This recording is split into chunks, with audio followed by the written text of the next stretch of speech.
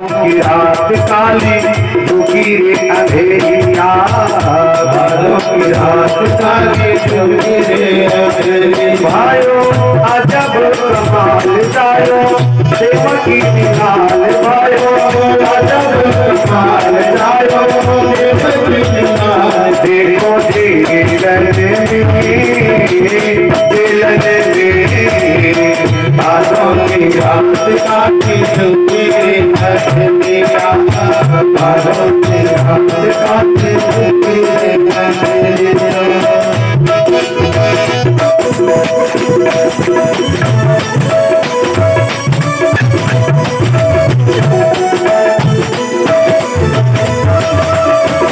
अद्भुत शक्ति पैदा हो गई जेल के दरमियान हो, अद्भुत शक्ति पैदा हो गई जेल के दरमियान हो। चार पूजा और रूप अनोखा ज्योति चंद्र समान हो, चार पूजा और रूप अनोखा ज्योति चंद्र समान हो। हाथ चक्र और गदा विराजे, हाथ चक्र गदा विराजे, हरि नैना कमल समान हो। गले बैजू की माला कानों में कुंडलिया, गले बैजू की माला कानों में कुंडलिया। अजब कमाल जायो देव की लाल, भाइयो अजब कमाल जायो देव की लाल। देखो दिलन में भादों की रात काली दुखी रे अंधेरिया, भादों की रात काली दुखी रे अंधेरिया।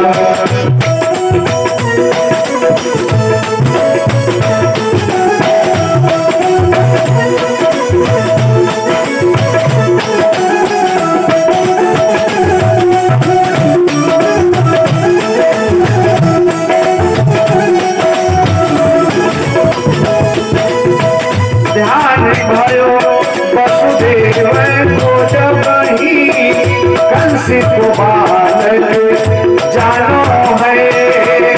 ध्यान भयो वसुदेव को जब ही कंस को बालक जानो है। कंस के हाथ में देना होगा ऐसो वचन उचारो है। कंस के हाथ में देना होगा ऐसो वचन उचारो है।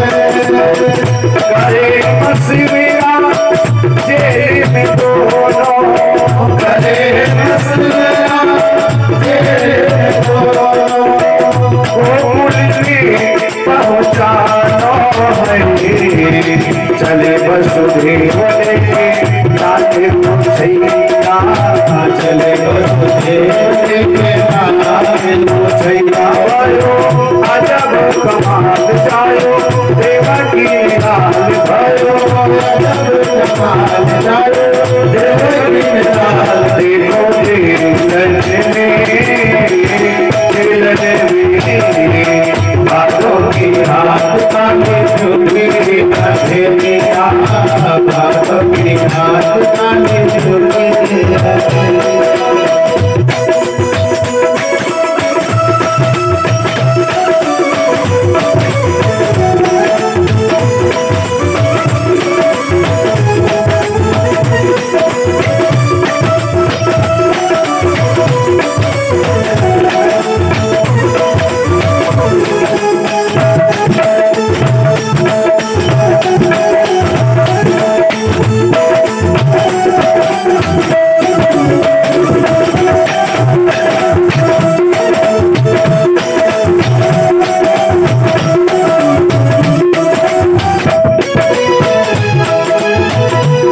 छुपाए अस्तु जेल में दोनों छाई खुशी अपार हो।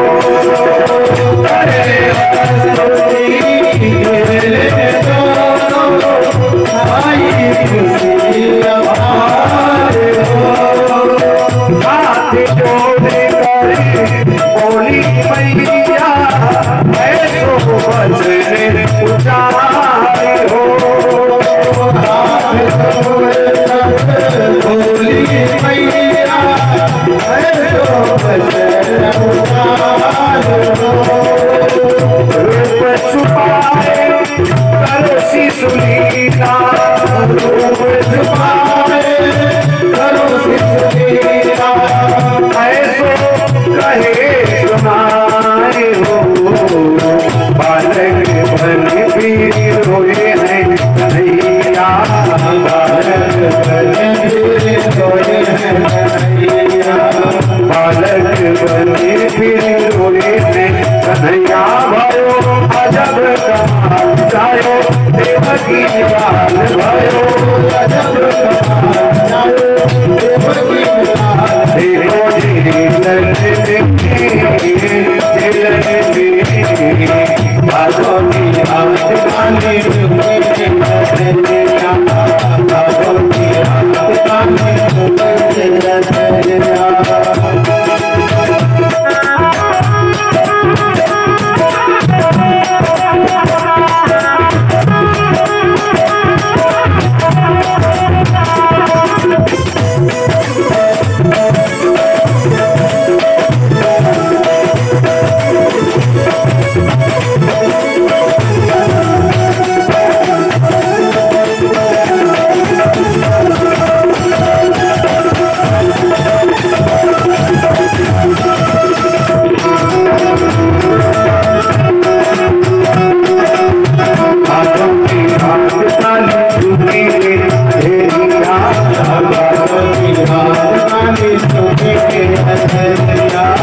बालों की हाथ काली बालों की हाथ काली जय जय श्री राम। बोले बाल कृष्ण भगवान की जय। मानो वसुदेव के कानों में कोई कह रहा हो इस बालक को जितने जल्दी हो सके गोकुल पहुंचा दो।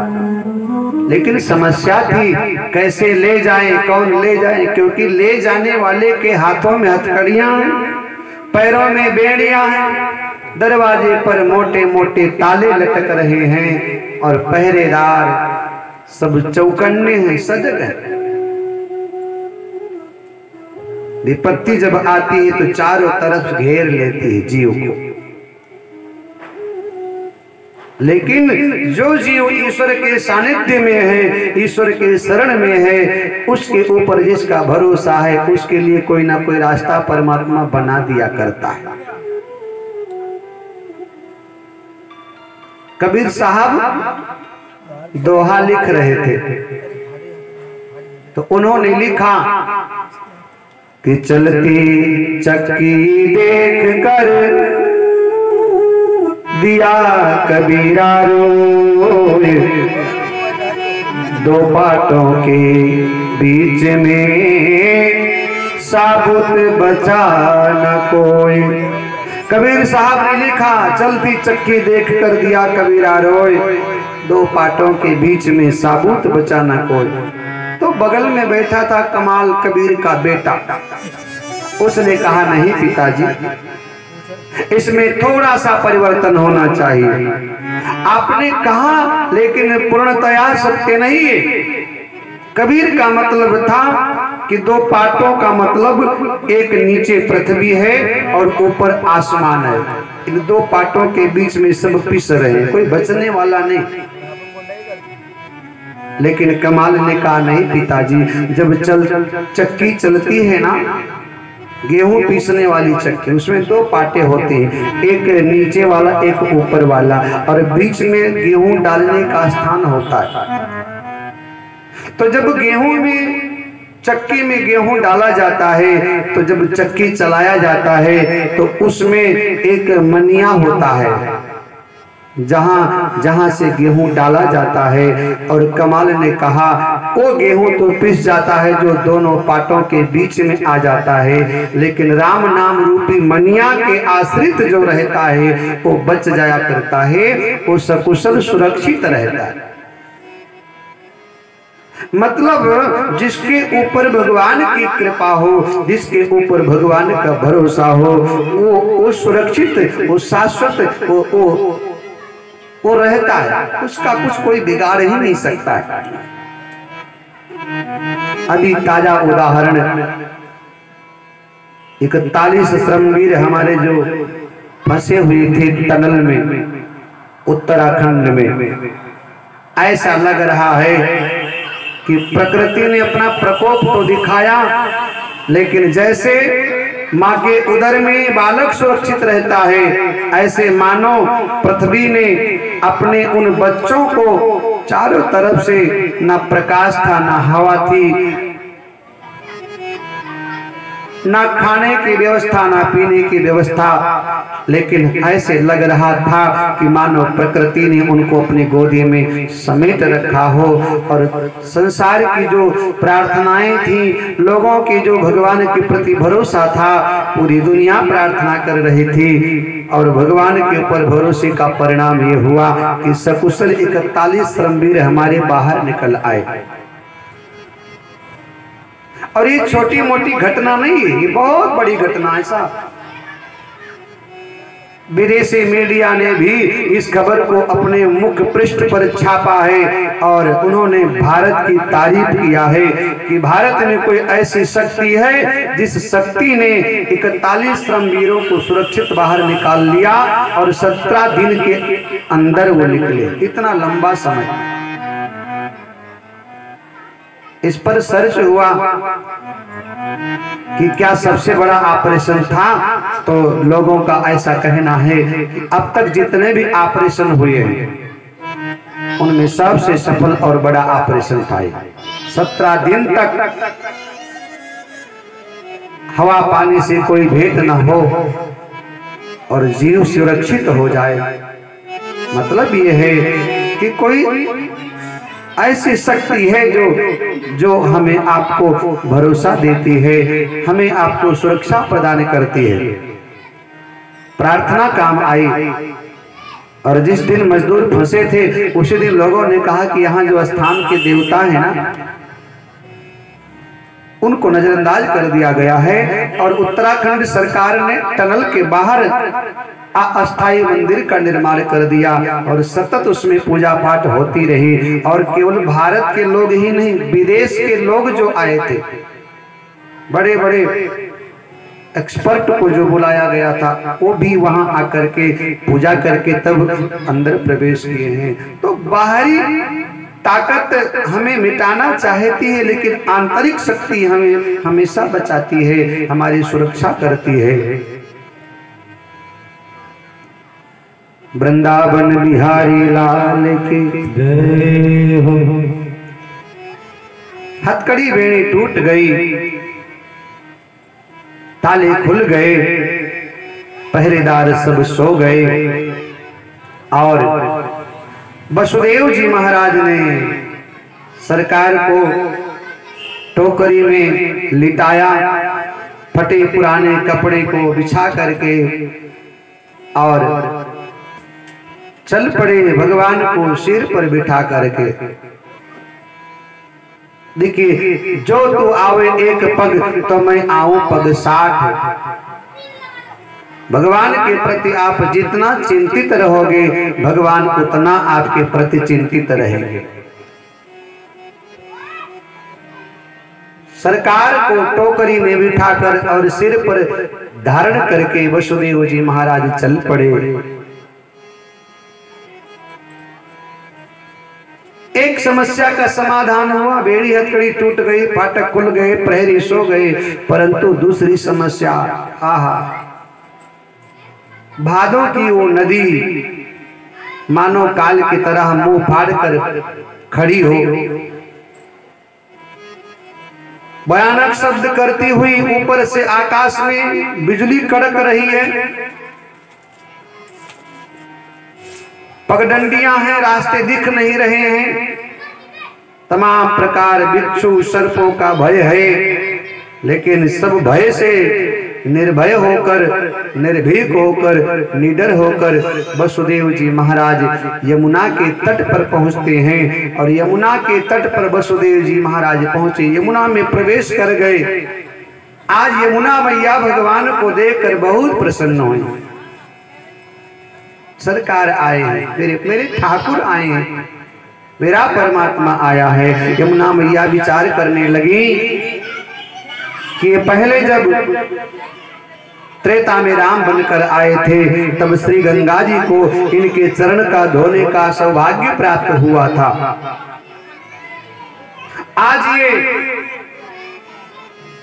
कृष्ण बनकर आए हैं तो मुझे इनके चरणों का प्रक्षालन का सौभाग्य प्राप्त हुआ है। और ये सौभाग्य यमुना जी कहती हैं मैं अपने हाथों से जाने नहीं दूंगी।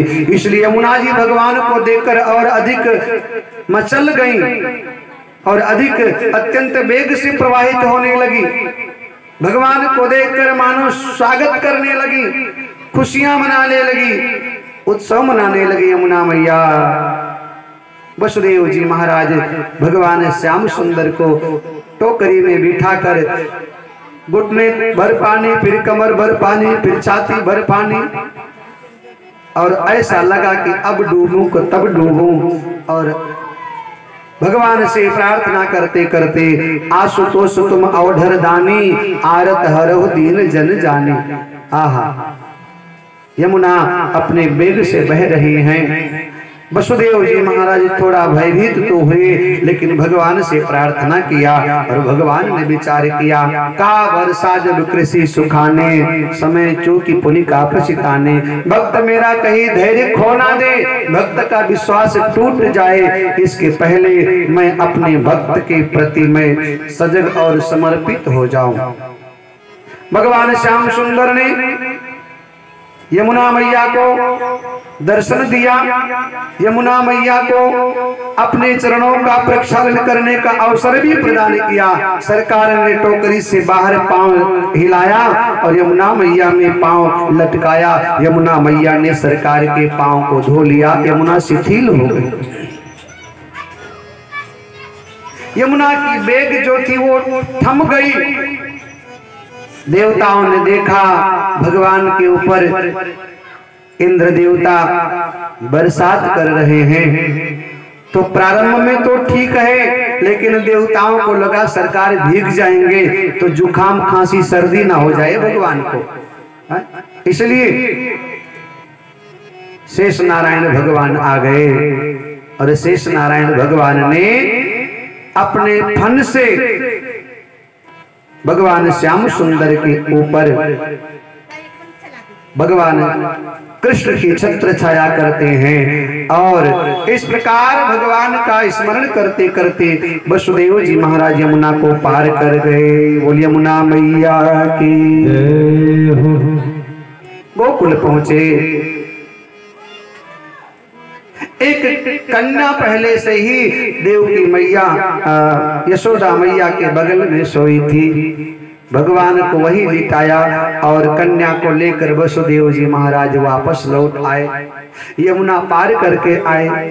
मथुरा पहुंचे, बेड़ी हथकड़ी पड़ गई, फाटक बंद हो गए, पहरेदार सजग हो गए। कन्या रोने लगी, कंस को खबर लगी, कंस दौड़ करके आया, वसुदेव और देवकी के हाथों से कन्या को छीन लिया। देवकी मैया रोने लगी।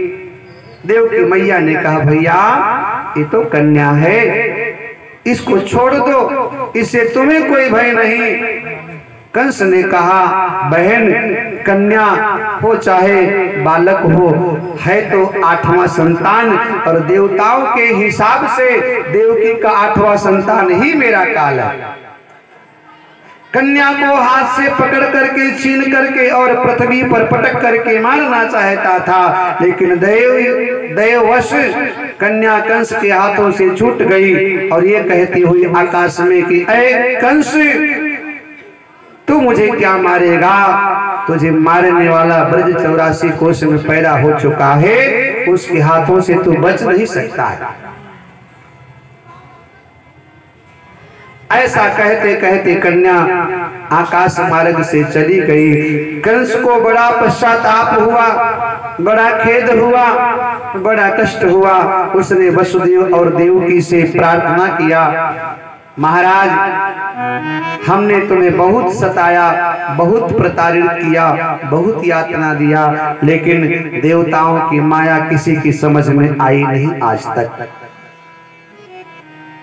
वसुदेव और देवकी को बेड़ी हथकड़ी से तो कंस ने मुक्त कर दिया, लेकिन जेल में ही रखा। इधर गोकुल में प्रातः काल हुआ। भगवान श्याम सुंदर रोने लगे। नंद बाबा की बहन सुनंदा आई हुई थी और सुनंदा ने देखा बालक रो रहा है। दौड़ करके आई, यशोदा मैया को झकझोर करके जगाई। अरे यशोदा देख, तू कितनी बेसुध हो गई है। बालक का जन्म हो गया, बालक बगल में लेटा है, रो रहा है और तुझे खबर भी नहीं, इतनी बेसुध है तू।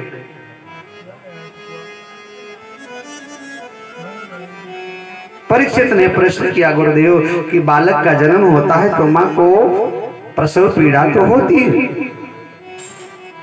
और बालक का जन्म होता है तो जन्म के समय बालक रोता भी है। क्या यशोदा को प्रसव पीड़ा नहीं हुआ, अथवा तो कृष्ण रोए नहीं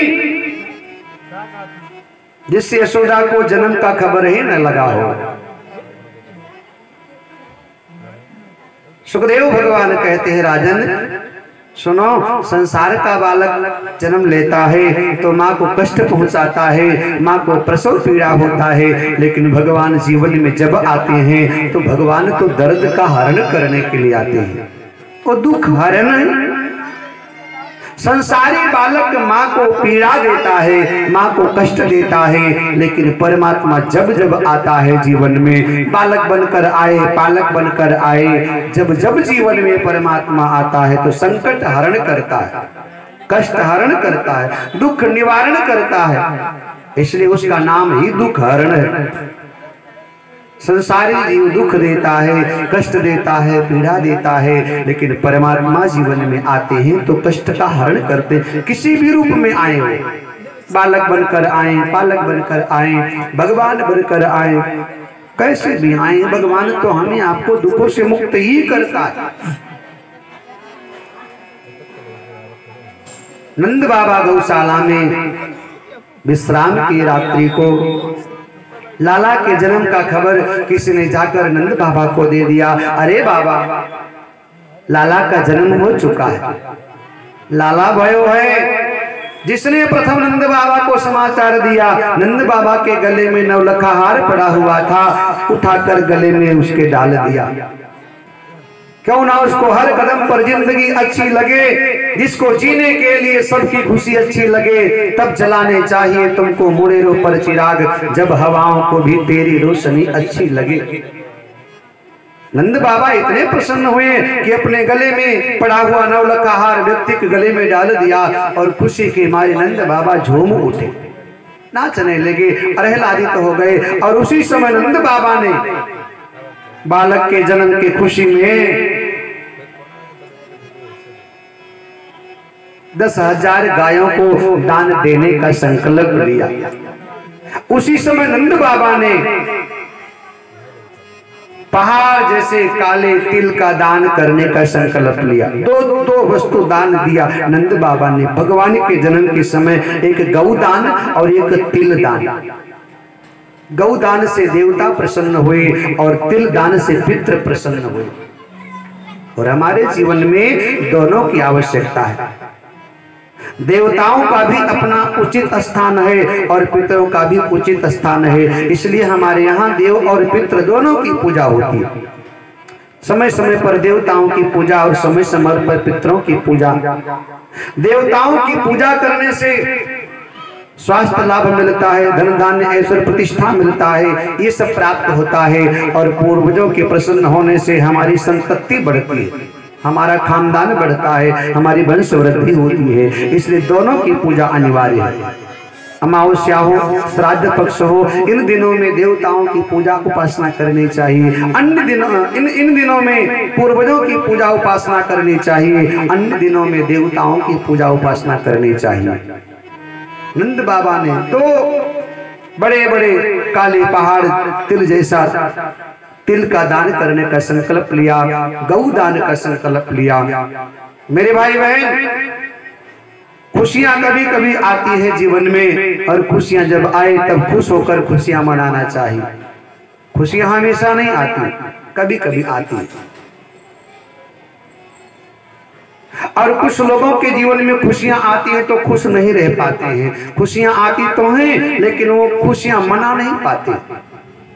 जीवन में कभी खुश होने का मौका आए तो जी भरकर खुशियां मना लेना चाहिए, क्योंकि हमेशा खुशियां तुम्हारे पास नहीं रहेंगी। कुछ लोग अपने ही दुखों के गीत गाते हैं, चाहे होली हो या दिवाली सदा मातम मनाते हैं, मगर दुनिया उन्हीं की रागिनी पे झूमती हरदम, जो जलती हुई चिता पर सदा बीना बजाते हैं। कुछ लोग अपने ही दुखों के गीत गाते हैं। कुछ लोगों का स्वभाव बन गया जीवन भर रोते रहते। सब कुछ है फिर भी रोना नहीं जाता है। घर है, परिवार है, व्यापार है, पैसा है, प्रतिष्ठा है, सब कुछ है, लेकिन रोने की आदत नहीं जाएगी। मंदिर में जाएंगे तो वहां रोएंगे, तीर्थ स्थल पर जाएंगे तो वहां रोएंगे, साधु ब्राह्मण के सामने जाएंगे तो वहां रोएंगे, पड़ोसी से रोएंगे, परिवार से रोएंगे, संबंधियों से रोएंगे, जीवन भर रोते रहेंगे। सब कुछ होने के बाद भी लोगों की आदत बन गई रोना। मैं कहूं खुशियां जीवन में कभी कभी आती हैं, और जब आपको खुश होने का मौका मिले तो जी भर खुशियां मनाना चाहिए। कल हम देख रहे थे उत्तराखंड सरकार ने कल खूब खुशियां मनाई। एक अपने सरकारी आवास पर एक कार्यक्रम का आयोजन किया, और 41 श्रमवीर जो सुरक्षित सकुशल टनल से बाहर निकले हैं, उनकी सकुशल लौटने के पश्चात उत्तराखंड सरकार ने खुशियां मनाई। और इस खुशी को सबने अपने अपने तरीके से मनाया है। तो खुशियां जीवन में कभी कभी आती हैं, और खुश होने का मौका मिले साहब तो खुश हो जाना चाहिए। नंद बाबा बड़े प्रसन्न हैं, गौशाला से आए हैं महलों में, और जिसने भी नंद बाबा को देखा वो बोला बाबा बधाई हो। नंद बाबा ने कहा भैया बधाई हो, ये सब भगवान शिव की कृपा से संभव हुआ। ये हमारे पूर्वजों की छत्र छाया है कि हमारे यहाँ 2-2 बालकों का जन्म हुआ। नंद बाबा ने खूब लुटाया, सोना दिया, चांदी दिया, वस्त्र दिया, आभूषण दिया, अन्न दिया, कि जायो यशोदा जी ने लल्ला, मोहल्ला में हल्ला सो मची गयो। जायो यशोदा जी ने लल्ला, मोहल्ला में हल्ला सो मची गयो। हल्ला सो मची गयो, हल्ला सो मची गयो, हल्ला सो मची गयो, हल्ला सो मची गयो। जायो यशोदा जी ने लल्ला, मोहल्ला में हल्ला सो मची गयो। जायो यशोदा जी ने लल्ला, हल्ला सो मची गयो, हल्ला सो मची गयो, हल्ला सो मची गयो, हल्ला सो मची गयो, हल्ला सो मची गयो। जायो यशोदा जी ने लल्ला, मोहल्ला में हल्ला सो मची गयो। जायो यशोदा जी ने लल्ला, मोहल्ला में हल्ला सो मची गयो। हरि बोल।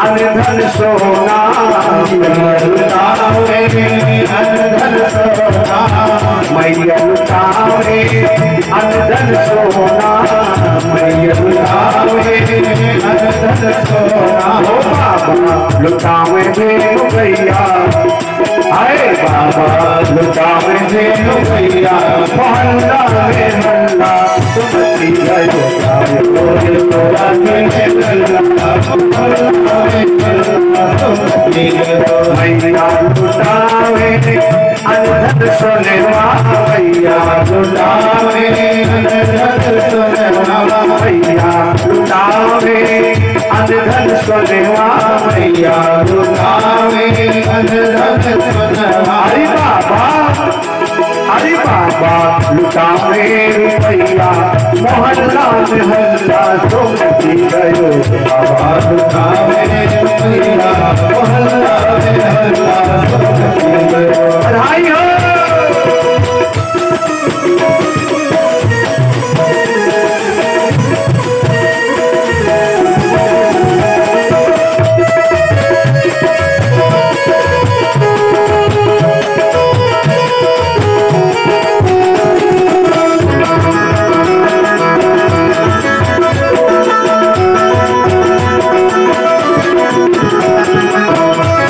लुटावे सोना और चांदी, मैया लुटावे सोना और चांदी, मैया लुटावे सोना और चांदी, मैया लुटावे सोना और चांदी। ओ बाबा लुटावे देनु भैया, अरे बाबा लुटावे भैया, मोहल्ला में मल्ला सुमती गयो गाय बोल तोरा के लल्ला, मोहल्ला में मल्ला सुमती गयो।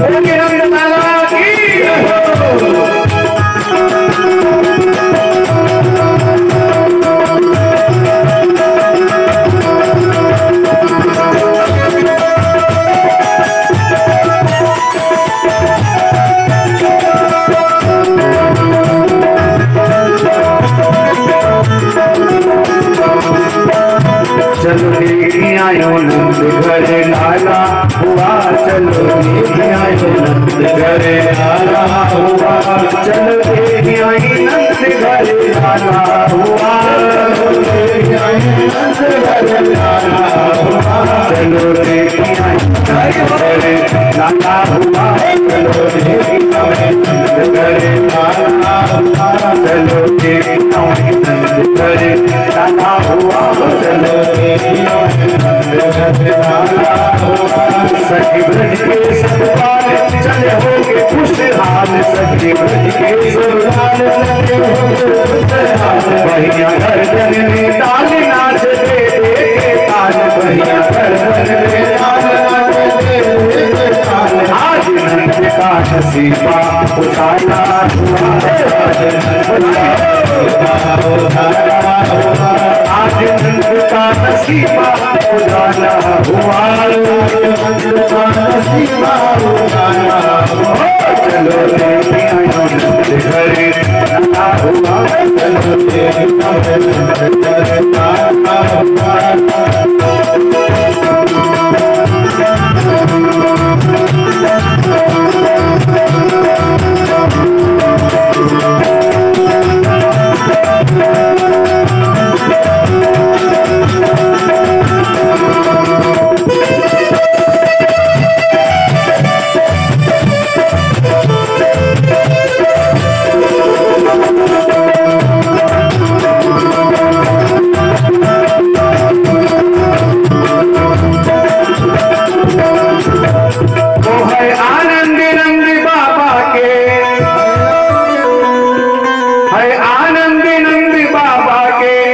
हरिद्वार सभी जगना, ओ देखो आज भयो चलेगा, आज भयो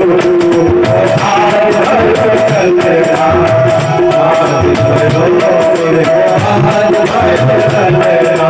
है आनंद नंद बाबा के, है आनंद नंद बाबा के, हरिद्वार सभी चलना, देखो आज भयो चलेगा, आज भयो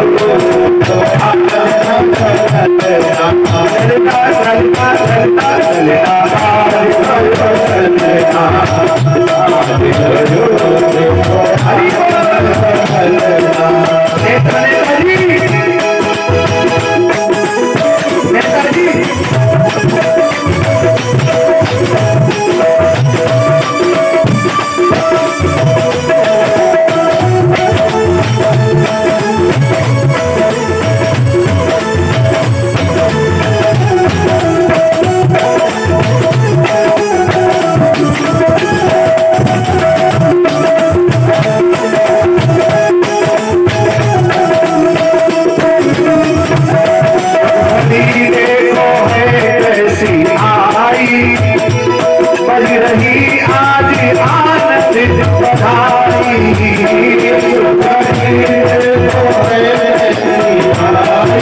आई बज रही आज आनंद बधाई। सुन रही देखो है कैसी आई, बज रही आज आनंद बधाई। सुन रही देखो है कैसी आई, बज रही आज आनंद बधाई।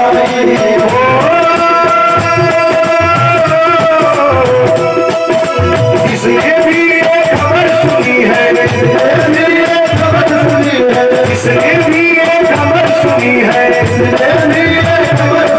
हरी परी मुझसे बलिदा। देखो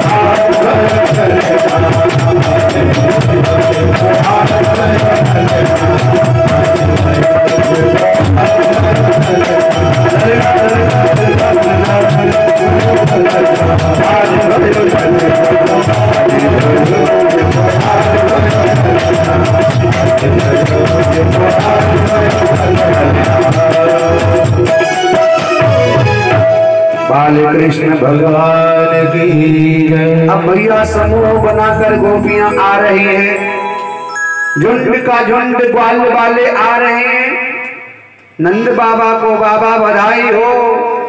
और ग्वाल वालों के वेश में देवता भी आ रहे हैं, क्योंकि देवताओं को मालूम भगवान बालक बनकर आए। गोपियों के वेश में देव पत्नियां भी आ रही हैं, बधाई हो।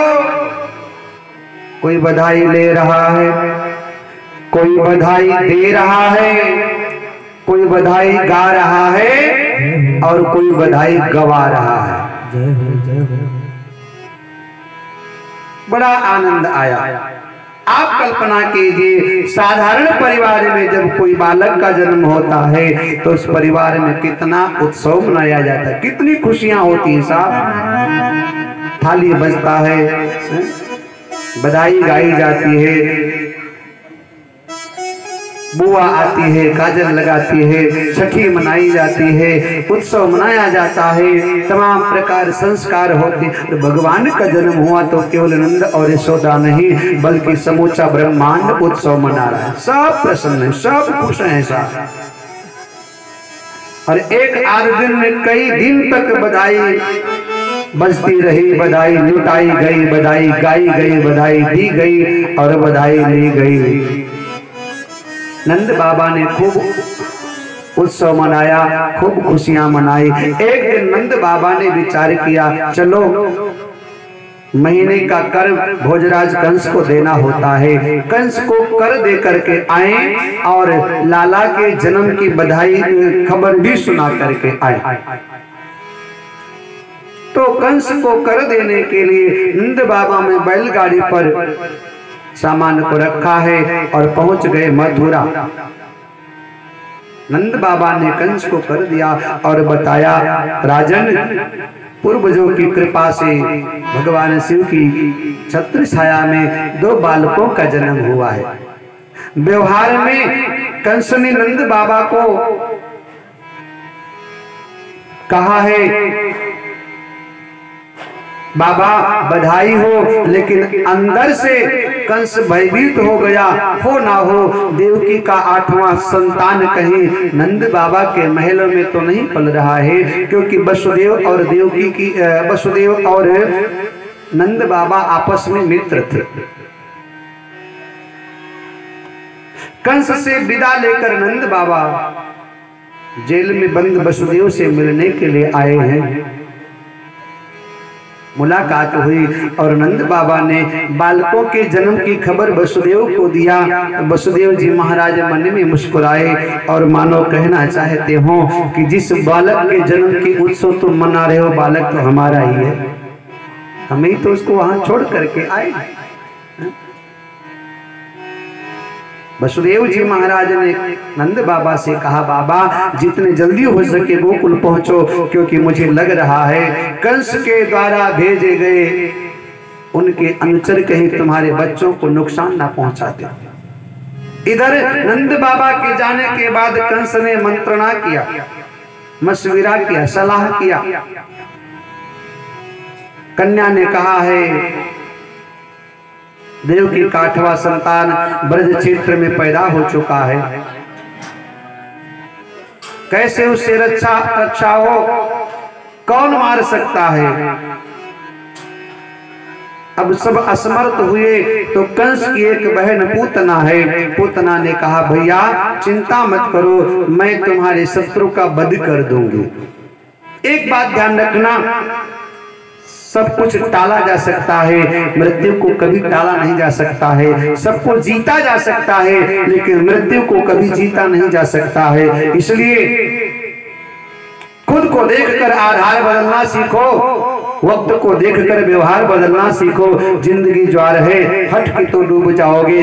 कभी कभी साहब धार को देखकर पतवार बदलना सीखो। खुद को देखकर आधार बदलना सीखो, वक्त को देखकर व्यवहार बदलना सीखो।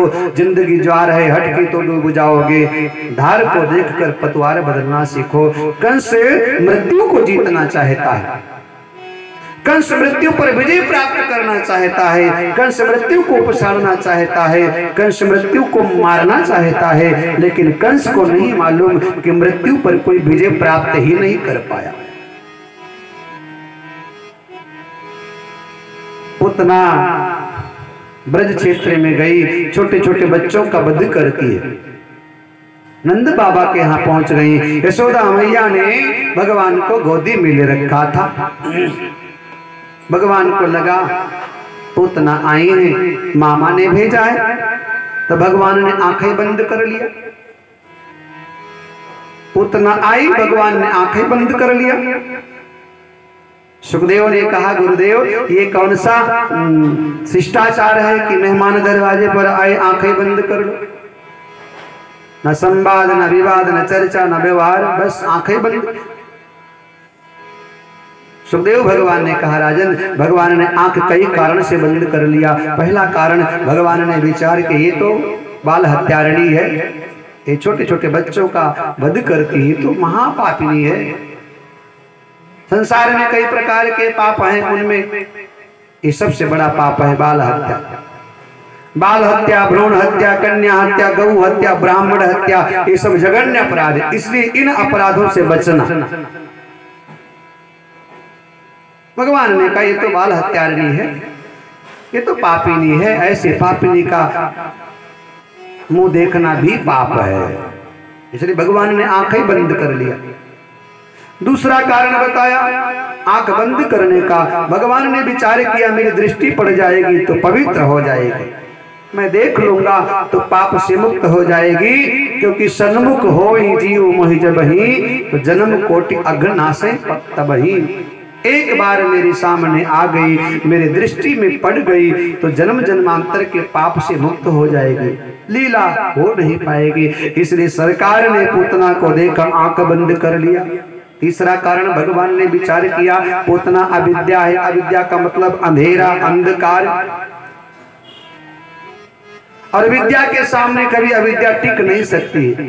प्रकाश के सामने कभी अंधकार टिक नहीं सकता है। ज्ञान के सामने अज्ञान को नष्ट होना पड़ता है, प्रकाश के सामने अंधेरे को मिटना पड़ता है, विद्या के सामने अविद्या को नष्ट होना पड़ता है। भगवान है विद्या और पूतना है अविद्या। भगवान ने विचार किया मैं देख लूंगा तो इसका अस्तित्व ही नहीं रह जाएगा, इसलिए भगवान ने नेत्र बंद कर लिया। एक महात्मा ने और कारण बताया। भगवान ने विचार किया, मैंने दूध पिया, दही पिया, मक्खन खाया, सब कुछ, लेकिन जहर कभी नहीं पिया, और पूतना के स्तन में जहर लगा। इसलिए भगवान कृष्ण ने आंख बंद कर लिया और भगवान शंकर का ध्यान करने लगे। बाबा आओ जहर पियो तुम, क्योंकि तुमने जहर पहले भी पिया है, तुम्हें जहर पीने का अभ्यास है। जहर पियो तुम, और हम तो दूध पीने वाले हैं। इसलिए भगवान शंकर का आवाहन करती है कृष्ण भगवान नेत्र बंद करके। यहाँ परीक्षित ने प्रश्न किया, गुरुदेव आखिर में पूतना भगवान को मारना ही क्यों चाहती है? ऐसा कौन सा भगवान से इसकी बेमनस्ता है, दुश्मनी है, ये क्यों मारना चाहती है? इसके मन में भगवान के प्रति इतना को भाव कहां से आ गया? सुखदेव जी महाराज कहते हैं, राजन यह पूतना पहले जन्म में राजा बलि की कन्या थी, इसका नाम था रत्नमाला। जिस समय भगवान बामन बन करके राजा बलि के यहां गए, तो बामन को देखकर पूतना, जो अब पहले बलि की कन्या रत्नमाला थी, भगवान की सौंदर्यता पर मुग्ध हो गई। बामन भगवान बड़े सुंदर थे, और इसके मन में भाव आया कि यदि ये मेरा बेटा होता ना, मैं अपने गोदी में लेकर खूब खिलाती, खूब लाड़ लड़ाती, खूब दुलार करती, खूब प्यार करती, और अपनी गोदी में लेकर मैं इसको अपने स्तन का दूध पिलाती। ऐसा इसके मन में भाव आ गया।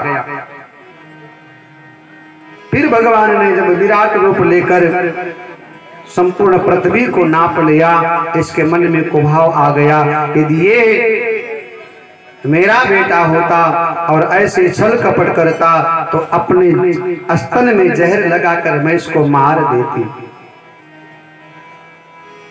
इसलिए भगवान बामन ने पूतना के दोनों भावों को स्वीकार कर लिया, बेटा बनकर दूध पीना और स्तन में जहर लगा करके मारना, दोनों भावों को स्वीकार कर लिया। अब भगवान ने विचार किया, देखो विजय किसकी होती है, जीत किसकी होती है? पूतना आई, गोपी बनकर यशोदा मैया से भगवान कृष्ण को मांग लेती है, और यशोदा मैया ने भगवान श्याम सुंदर को पूतना की गोदी में डाल दिया। दूध पिलाने लगी। भगवान ने दूध के साथ साथ प्राणों का हरण करना प्रारंभ कर दिया। लेकर के आकाश मार्ग से उड़ी, और भगवान श्याम सुंदर दूध के साथ प्राणों का हरण करने लगे। धीरे धीरे पूतना अपने वास्तविक स्वरूप में आई, और भगवान श्याम सुंदर ने पूतना के प्राणों का हरण कर लिया। भगवान कहते हैं, काल रूप तिनकर मैं भ्राता, जिस भाव में भगवान को भजोगे उस भाव में भगवान मिलेगा। वो पालक भी है, वो बालक भी है, वो काल भी है। दुष्टों के लिए, दुर्दैंत्यों के लिए, दुर्जनों के लिए वो परमात्मा काल भी है। आज पूतना के लिए कृष्ण काल बन गया, प्राणों का हरण किया। भगवान श्याम सुंदर ने पूतना को गोकुल के बाहर ले जाकर के पटका।